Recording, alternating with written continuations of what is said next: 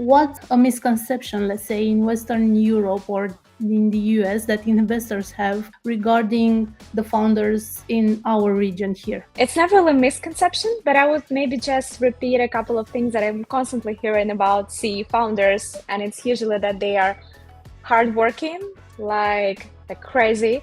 Then they are super business and numbers driven. So more than just the mission, purpose, great product. So they're really business driven.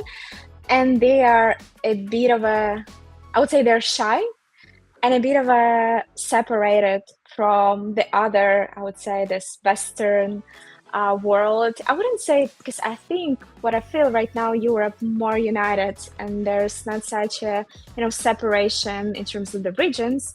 I would say that's more about talking about, let's say, Silicon Valley party and the European one. So C founders, I think, always have their own group, and they're a bit separated from other founders. That's what I heard a lot.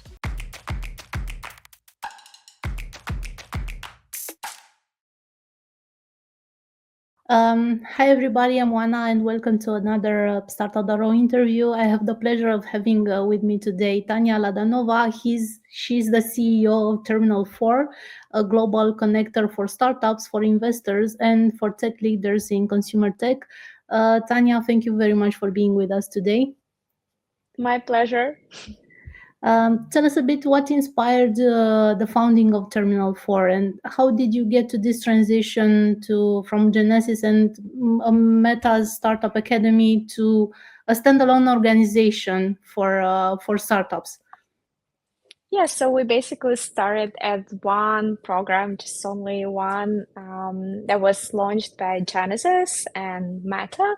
So basically big consumer brand, and I would say ecosystem that launched a lot of companies like Better Me, Hadway plus Meta. We all know Meta, and so that was the reason behind was like to help founders specifically in the CE region to grow, and that Genesis could share their expertise, Meta could share everything regarding growth, paid marketing, and to show them some trends. So we have more fast-growing businesses and startups in this region.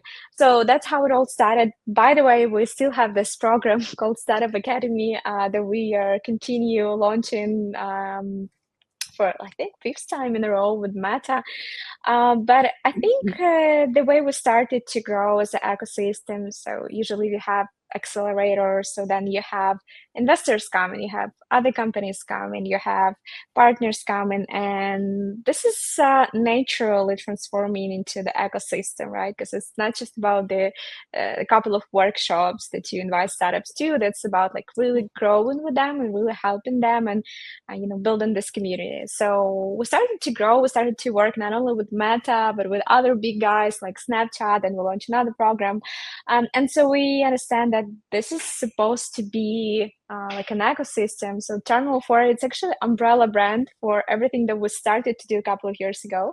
But then we'll launch the TRMNL4 and then spin-off from Genesis. But still, this is like an ecosystem that unites everything that we would love to do for consumer tech founders together with the big partners.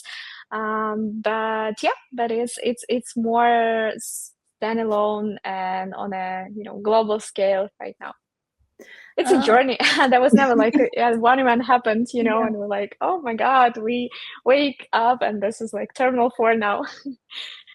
It really is a very nice journey that you've started. Please tell me, why are you specifically focused more on consumer tech startups, I don't know, versus B2B startups? And are there some unique challenges that these kind of startups face? And also, how do you help them specifically? If you can give us some pointers.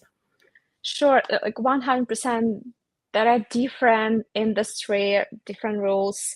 And why we are focused on consumer tech, there are a couple of reasons. We're best at consumer tech compared to like B2B SaaS, wherever. Like business to business model overall. Maybe it's just because the way we are growing and the way we have the background from Genesis itself, right? From like big consumer brands. So we know how to build those kind of businesses. And our partners like Meta, they're also like most of their clients, they're those like big B2C brands or marketplaces or like anyway, somebody working directly with consumers. So we used to work with both B2B, B2C founders who were like agnostic, everything around that. But then I believe personally, and I think my team as well, that the most important thing in this world when you build in something is to have a focus, like quite clear. So we decided that if our superpower is consumer tech, if we're doing it better than anybody in maybe in the world, at least in Europe, so we're going to be focused on that and work specifically with consumer tech founders. And for a year in a row, we just focusing on consumer tech, and we see that was the best decision ever because we know how to work with them, and we could dedicate a lot of time and all of the workshops, mentoring sessions, community. We see that we involved in the ecosystem. They are completely about the consumer tech, and so when you have this hyper focus, everybody can get benefit from that. And the second reason, we really believe in the consumer tech. So first of all, like me personally, I love products that I could use, try, being just me, Tanya, not just like somebody from the accelerator evaluating the startup applications. And also, I think this is the best time ever since maybe 2010 when consumer AI products really coming back. So I think this is the best time to be together with them and to support them with their growth. The reason is, especially with the AI introduction right now, we see that products that we are using, like if we think about like ChatGPT or Kelly AI, or even we're thinking about Duolingo that we're using, but new era with the AI. So it's like different products. We feel like AI finally, or like this product, this body, this bra in our smartphone could finally understand us, could finally talk to us even in a real life. So it's like a real friend, and the feeling the consumers have from using this new generation of products, it's something that we could compare maybe to those feelings that we started to use Airbnb or like Bolt for the first time, or those products with a couple of years ago, 10 years ago, and that generation. And so people are willing to stay more. The retention is higher, so they're willing to pay. Revenue retention is higher. I think the ability for those companies who are scaling right now in the consumer tech to scale like from day one and to have the clear revenue, not even involving this investments at the first place, it's quite high right now. So I think this is the great time to build in the consumer space, taking into account that you don't need a huge engineering team to build something and test something. So we have so many different tools, platforms, like wherever you could imagine, like Lovable, 11 Labs, Character AI, boom, you have a product, and let's go test and just really understand who's your audience and how to build the distribution. So we're about distribution, basically, like the product and then distribution. So this is all about B2C startups that we really need to know right now and help them with. Do you think it's easier for a B2C startup than for a B2B startup to get rolling nowadays? Like you said, there are some different things. You can start smaller. You can test faster. I think having you have a group of friends and you just ask them, please test this for me. Yeah, I think it's just like logically, if we're thinking about B2B, so you're selling something to other businesses, and if we think about it for last couple of years, B2C was like completely in some shadow, because if we're thinking about the last year, only 6% of all venture investment came to the B2C. So the market was like all about B2B, meaning if I'm building a business, so there are hundreds and thousands other startups and companies who would offer me some solutions. So I'm overwhelmed with the solutions. So I think that it's naturally when you're building something great in B2B and business is growing because of these tools, and then naturally there's another wave of the consumer disruption. So there are products that people are loving, and then that was with 11 Labs, right? So people love this. It's like, oh my God, what's going on? This is a great product. And then big corporations came and it's like, what's happening out there? We want to use that. So I think this is just another curve and another iteration of, I think, B2C disruption, and then it's going to turn to some great B2B products as well. So this is just my humble, unpopular opinion, but I think this is the best time for consumer. And if you compare, I think there was a research maybe from A16Z. I can be or Menlo. I can be mistaken, but the thing is, they compare a 1-year journey of B2B SaaS startup and B2C SaaS, which is like for prosumers, right? So like a ChatGPT, a great example. So somebody that we individually could use, but also for the work purpose. But it's anyway targeting directly consumers. And so they compare their journey of 1 year and they like revenue they could get ideally, or like the middle metrics, and they discovered that for B2B SaaS startups, it's like 2 million ARR. For B2C SaaS, it's 4 million ARR. So if you're building right now something consumers, the latest analytics say to us that this is a great chances to have even higher revenue than your colleagues in B2B right now. Do you think that this is what also makes our region attractive for investors? Or do you see, from what you've seen so far in the startups that went through TRMNL4 and your programs, do you see that investors are becoming more and more interested in B2C? They're seizing more opportunities that maybe there were, let's say, missing so far or not really seeing? Yeah. I mean, let's be honest. Let's think about unicorns coming from B2C.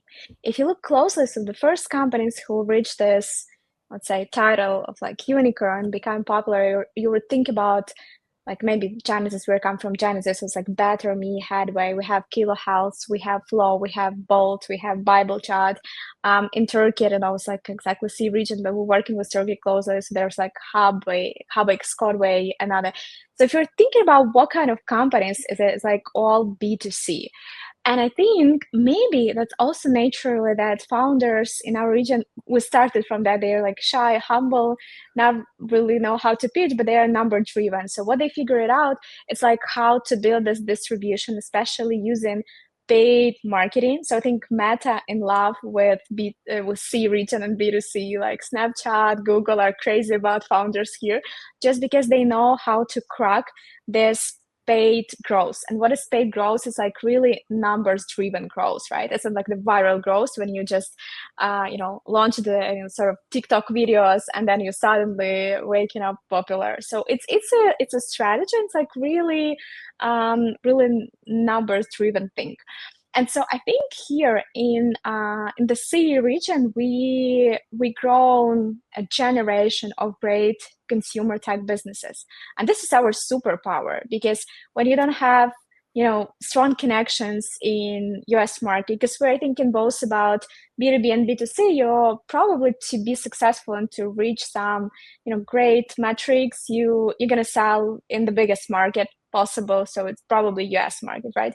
For B2B, you're supposed to live there. You're supposed to have connections. You're supposed to fundraise there. You're supposed to like build your whole life there. And if you're coming from B2C, you're struggling a bit with the language. You're struggling a bit with this, cultural barrier and a lot of different things. So you're more willing to build something that will let you stay in, let's say, Romania, Poland, wherever, Estonia, Ukraine, and build from there, but build the global businesses. So it's B2C. So I think historically we were really great at B2C in marketplaces and all things consumer tech. And so I think this is such an amazing background. And right now, if we're thinking about like even the TRMNL4, so we are connector and we have a lot of investors from around the globe. We have a lot of mentors and other companies that we involve in the ecosystem to have founders also from everywhere. But what they notice is that like, oh my God, guys, like how many businesses, great businesses in B2C space you have in that region? Like, wow, this is crazy. This is because you're thinking about like, let's say Grammarly, like superhuman. You think about, oh, the company, quite nice. Everybody knows that, but like, then you deep dive and thinking, okay, they are coming from Ukraine. Interesting. And so I think with most of the companies, they're quite famous, even out there in the US market, they don't really know they're coming from B2C, sorry, from C region and building in B2C. So I think that this is a great and turning moment right now for the world to notice that B2C expertise is actually crazy here, and to kind of connect in your head that like C region, great at B2C, and so then to pay more attention to the founders coming from that region and build it in this space. You are mentioning founders and specific countries, and that you can build here. You don't have to actually move with your business to the US, let's say, or to know them, have someone that's on the ground there. But how do you balance throughout your programs, and from what you've seen from the startups that are part of the TRMNL4 community? How do you balance local focus with this global reach? Because you cannot get lost and think that your market is enough, or you'll miss out on some opportunities that other markets as well can bring you. How do you manage this? Was it as a TRMNL4 or startups or managers? Because it's like a bit different story. Throughout your programs, how do you let's say teach them to manage this kind of local focus versus global reach? So what I'm thinking, it really individual story. For the B2C specifically, usually you're targeting biggest markets possible. And it's not only about countries, but I think about language a lot and how you adapt that. So you're targeting English-speaking countries, and I would say US would be the biggest one, then or UK, right? And then you're targeting Spanish-speaking countries. So that would be another huge market, right? So you were thinking about this kind of things. But most of our startups, and this is important criteria for us, that they are targeting global market, or at least the biggest markets possible. So this is the entering point for us. I think for some business models, like if we're thinking about B2B2C, so like marketplaces, it's natural that you go in market by market. For some models, this is really important. So they starting from their domestic market, or some markets in Europe, then scale it to US, then somewhere else.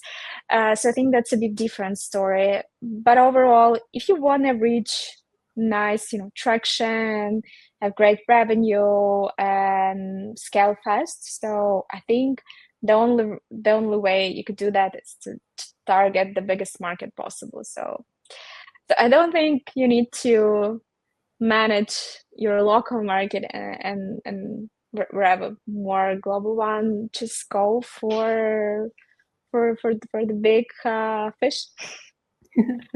And when it comes to TRMNL4, what made you expand your area and transform TRMNL4 into a global ecosystem, not just focused on a specific area in Europe?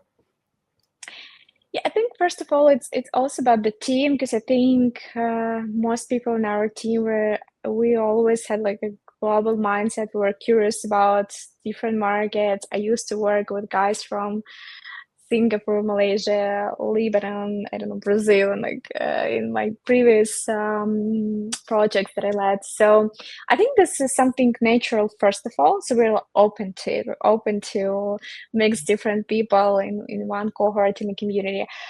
But more rational reason, I would say, is that even when we had some programs in the beginning just for the CE founders, we saw, especially from the B2C side, from the B2C founders, we saw like a great demand, I would say. So people are connected to each other. So if somebody from Estonia said that, hey, nice program, to their friend in UK, so they're applying to this program.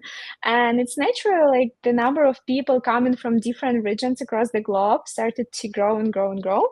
And at some point also, I think our partners kind of pushed, but in a good way, us to think about this global reach, because let's say we started to work with the Snapchat, and we were thinking about CE region as well. But I think even in the first batch of our program, we had like 50-50. So there was like 50% of founders coming from CE, 50 from everywhere. And then in the next batch, you see that you have like a couple of founders from CE and other founders coming from everywhere. And it's just organically. So we didn't target them, right? We just like, it happened that they applied because they heard. Yeah, and I think we just need to think about it in more like, if we're analyzing the market, there are not so many initiatives, accelerators, and communities specifically for consumer tech in the world right now. So we know like A16Z probably has their own speed run. We know like Goodwater, it's mostly fund and more of like membership fellowship, not really acceleration program. There are guys, nice guys from Consumer Club. This is a community for founders, consumer tech, but you don't see a lot of this organization. So I think we just started to be focused on consumer tech. And then this is like the right moment, you know, the right market, the right niche that is not really occupied by big players. And so those founders who even finish Techstars, YC, other great programs, but I think they are amazing for B2B founders, mostly because you have community, which are your future clients already. So it's easier for you to outreach. Everybody said like, hey, I'm also alumni, I'm building this product. Could you try it maybe? For the B2C, it's not working like that, right? You just can't text to millions of users, even if they're alumni of YC, right? So I think founders naturally started to look for something specifically for their market and for the industry, which is B2C. Yeah, and so they came to us because friends of friends, word of mouth and everything around that. So yeah, so I think it just one day we just decided that let's not let's be honest with ourselves, we're not like CE focused. It's not like that anymore, because we have founders from Japan, US, and wherever, Israel, like from around the globe. It's clearly a sign that you're doing a very good job. So since everybody all around the world heard about TRMNL4 and wants to join your programs, my next question would be: after a startup graduates one of your programs, how do you continue to support their journey? I don't know, help them fundraise, or make some introduction to VCs, or I don't know, peer learning. Then help from the network, your entire network. How do you continue to help them, to help the founders? Most saying that the most interesting and efficient maybe work happen after the program. So yeah, first of all, if startups fundraising, and we see huge potential in closing this round, so we're gonna help with the introductions. We will be kind of this, mediator who connect founders and investors. And I think in the B2C space specifically, we know most of the great, we see small, big ones. So we kind of have this network. We're also constantly looking for a great founder. So that's easy for us to connect. And I think even during the programs, but after the programs as well. So the magic happens not just because somebody come into the program and delivering the workshop. Magic happened because we have founders, and most of all of them, they are great in some specific things. So somebody is amazing in building a great product. product analytics, like working on all of this engagements, tactics and everything. Somebody is amazing in viral growth and could launch again TikTok video and have a couple of millions of views, and somebody great in paid marketing. So the reason why I think programs are efficient, it's not because programs like that just for themselves, but because founders, they are exchanging of their expertise. So they have a lot of one-on-ones, they supporting each other, they sharing what they know, and so they're growing together. And that's something that is not usually ending with just program. So it's something that happening even after, a long time after. Sometimes founders from previous cohorts, they come into the next one and next cohorts as mentors. Sometimes they're investing in other founders as like angel investors. So it's more of the community. And I wish we invest more in the community, to be honest, because I believe in this superpower of matchmaking people and creating a safe space for them to share. And this is the best growth engine. But I would say we're still quite program focused, unfortunately. I think we're going to change that, but community is always harder than just having the programs. You've already gave me some ideas, because my next question was regarding how do you measure success? But you kind of mentioned already, and I'll take these as some points of measuring success. Like you said, building a community, having founders coming to reach out to the new founders that enter your programs. So it's more than investments; it's also a broader impact in the ecosystem. It's hard to manage or have some metrics that are applicable for everything happening in TRMNL4. So we definitely have some metrics connected to the number of investment raised, because it's the easier way to measure if the startups that we selected are quite capable and they're great, and if we delivered a lot, so they could go to the next step and they could also fundraise. But I think we also we are quite, I would say, strict on the way how many startups we outreach throughout the TRMNL4 initiatives, where we have lots of events across the globe. We have programs, we have like gatherings and different initiatives. So we want to see this like reach, and we want to see if not all of the B2C startups, but like most of the startups on this planet, or at least Europe and North America, they know about us. So this is some reach that we are measuring, and we try to work in like a broader network, not just startups who went through our programs, but like really see that we could deliver something for broader amount of startups. And maybe so we're looking at the number of applications, and we're looking at our batches, and we want to see that from batches to batches, the quality of the products in the program, they're better and better. So there are some things how we measure and how we comparing TRMNL4 this day to ourselves like a couple of months ago.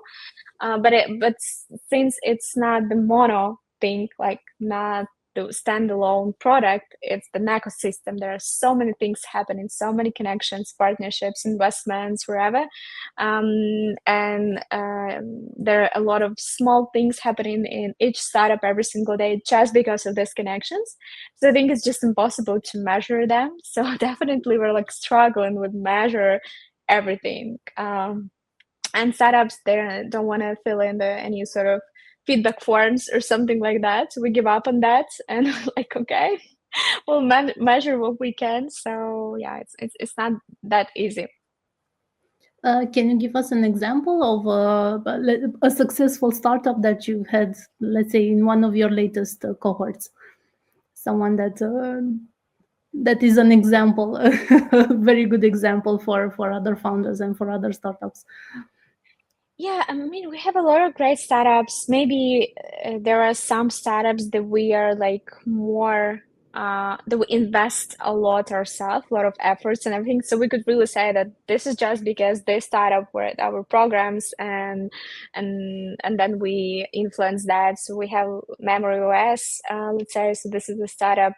It's like a Duolingo, but for memorizing. And we started to work with them a couple of years ago in one of the first batches. Then they participated in a couple of programs, actually. They are fractional Simeon, like advisor on the marketing side, was a mentor from ours, like from our network, from the TRMNL4, and then she became, again, their advisor. And there was a great, I would say, that there was a great traction in terms of the user acquisition, in terms of like overall metrics for on the marketing side, and like 10x growth. And then they also fundraised. The latest round was like 4 investors. 4 out of 4 investors came through our introduction. So we know this round was, possible just because we really was like those who work on that together with the founder. So we have a lot of stories like that. We have a lot of startups who came to us already being backed by the best VCs in the world, right? And then I think the biggest success is that they have, their customer acquisition cost right now, like 2 times lower than it was before, right? So, but this is the small thing, and it's not like you could say that, oh my God, they became a unicorn during the last 2 years. So not stories like that, but I think we are all about small changes. For startups, this is not really small, but to tell you right now, I wouldn't say it's like, it's like a unicorn thing, but we'll see. We still have a couple of years, and then look back, and probably that would be somebody. Very, very nice stories. But let's also talk, because it's not every time a nice story and a good story. Let's also talk about things that don't go as planned. And based on your experience, from what you've seen, what's kind of, let's say, the biggest mistake you've seen consumer tech founders make when scaling?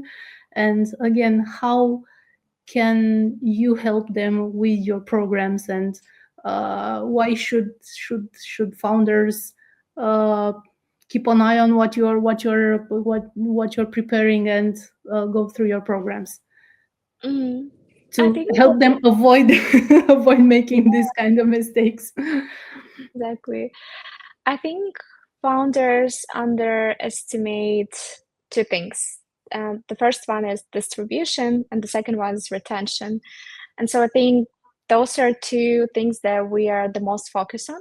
So I think some of the founders believe you have great products, so then people will come.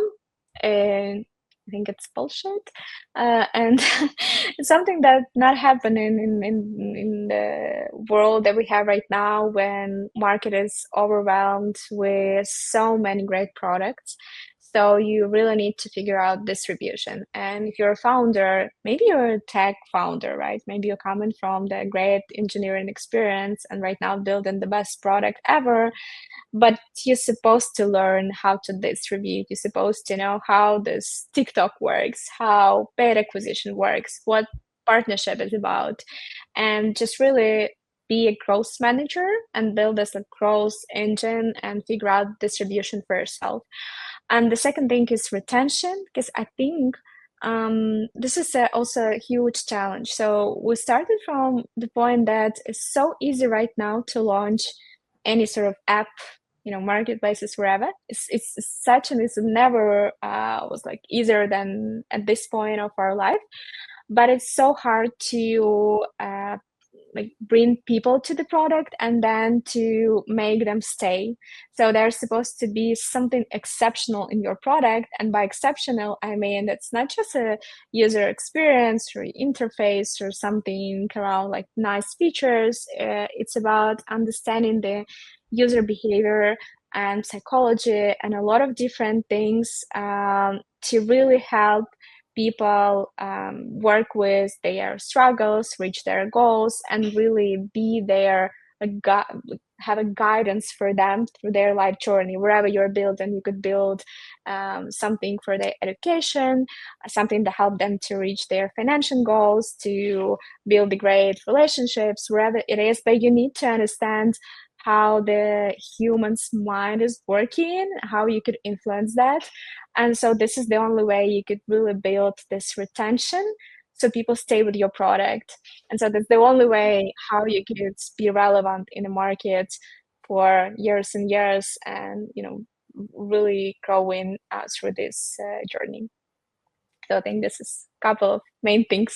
Yeah, two main things that can make or break a startup, especially in consumer.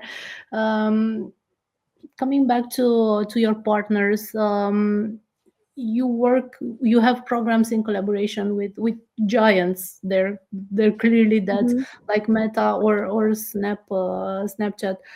How do you balance their needs as big tech with the realities of the startup world and the startup founders? Do they have some kind of interest that sometimes clash? How do you manage to bring them together in a program that is useful for everybody? Yeah, I think they have a clear interest in each other. So we just mentioned that. So let's think about if you're a big corporation, let's say you're a Meta or whoever you are, Amazon, you could be Google. So the only thing that you're interested in is to have the next big client who will bring you a lot of money, right? And unfortunately, there's not so many companies like that, right? But at the same time, being such a giant, you don't have a lot of capacity, especially after all of these layoffs and everything, to manage every single startup in the world. But you want to know who are those, who are that next unicorn, and to support them early days. So this is the job that we are doing. So basically, we help, let's say, Meta, we're thinking about this partnership, right? So we help them to raise the new generation of potentially big clients. We're working with the most promising startups and then highlight those startups to them. So let's say Meta or Snapchat could notice them early days and give them the attitude and I would say different, market overview, different blueprints that they are giving to their mid-size or big clients. So this is the way we are working together. So if startups are getting to the TRMNL4 and they are starting to talk to this big giant, so probably they have some special attitude. Sometimes it's that could be credits, sometimes that could be just one-on-one session with somebody from Meta, having such a helicopter view, such a big picture. And so just this conversation open your eyes to so many different things. It's like conducting a 2 months long market research, but then you just talk to somebody from Meta who have all of this data, numbers, and examples of other companies in mind. So I think this is something that it's definitely interesting for both sides. And it might look like, oh my God, so big corporations hunting for the small companies to acquire them, to kill them. It's not happening like that, I would say that startups, especially in B2C space, they're like, Snapchat, could you buy, please, my product at some point? I think the acquisition is such a great thing, which is not happening every single day. So that would be nice if there's some acquisition happen. But mostly what we are doing is just building the next generation of clients for big tech companies and helping startups to receive those insights from big corporations they don't usually have access to. And it's easiest as it is. Thank you very much, Tanya. My last two questions are related to the future. First of all, what are your plans and TRMNL4's plans for next year, for 2026? What will you bring more programs? Will you change something in them, or I don't know, expand your area of expertise? Yeah, so I think right now have 4 programs. Maybe we will stay this number of programs, but we are definitely deep dive and really customize them for startups in different stages with the different needs. So to make like a comprehensive journey for startup from the early days to more higher stages. So that would be like that. We're like fully online usually, just because again I think our reach and this global presence is quite wide. So what we want to do is be more offline in person, because this is so important to bring people together, to let them talk, to touch each other in a good way, like really feel the human energy. We're so lack of it sitting, and then like even with you, I would love we're sitting in some cafe talking about something, but we are here looking at the screen, unfortunately. So we'll have a lot of events happening across the Europe and US. So I think there would be more opportunities to meet us in person, and for founders and investors, like experts in our community, to meet each other. I think we're gonna work as well on the more of this, education and like the media side, to share the content, the insights, everything that we are gaining in the blueprints and everything with broader audience. Because unfortunately, we just can't accelerate every single startup in the world, right? We have like such a small amount of companies going through our programs, but we want to share something that they've learned, that we found with a bigger amount of founders again across the globe. So we're going to focus on this like content and like really this community strategy. So that would be our next big thing, and hopefully I think there are almost 30 million was raised by our startups. Would love to double down maybe this year and help them fundraise. That would be also great. Cool. Looking forward to the events and actually meeting in person, not just in front of I'll send a you the screen. list. I'll send you the list. And my last question for you is, if you were to make a bold prediction, let's say, about how the consumer tech landscape will change, let's say in the next 3 to 5 years, what would that be? I would say we really need to think about other mediums, how people gonna receive and any sort of information, and how they're gonna communicate. So I would say that during the last couple of years, maybe something will change in the way we are interacting with the technology. So maybe it's not about just having a phone, which is like continuation of our body right now. Maybe it's about glasses, because I think this is booming right now. So it means that some of the apps and the way they're looking right now, they won't be the very same in the nearest future. So maybe we will, just through our eyes and everything solids, and then the way we're speaking, we will open all of the apps, see on the screens, and that would be VR and AR stuff happening. So I would suggest maybe founders to think about other mediums in which we are living. And I think we are back in remember this picture when we came from the monkey to the human and then back? So I think this is what's gonna happen next, because I really believe in voice. And say hi to the 11 Labs. I think it's the most natural thing, and the way how we express our emotions, how we communicate, how we just is so natural. So I think all of the technologies, especially everything around conversational AI. So I don't think we're gonna type soon. I'm thinking that we're gonna just talk to wherever we have like any phone, glasses, watches, or wherever we create for the wearable technologies. So I'm really think that we should pay more attention to this and build products that would be relevant when we just talking, when we just adding something to our reality from the digital side, and build products around that. So I think that could be the next huge step. And I don't think this is something that's going to happen in 100 years. I think this is a couple of years ahead. So I think we need to be prepared. Cool. Very cool insight. Thank you very much. Thank you, Tanya, for being here with us today, for sharing your story and some insights from the consumer tech part of our ecosystem. Thank you once again. Best of luck with the new programs and the new startups that are going to be your alumni and part of the TRMNL4 community. Guys, don't forget to check out their programs. We've also written about some of them. We've had Tanya, she's the CEO of TRMNL4, a global connector for startups, for investors, and for tech leaders in consumer tech. Check out the programs and enroll for them.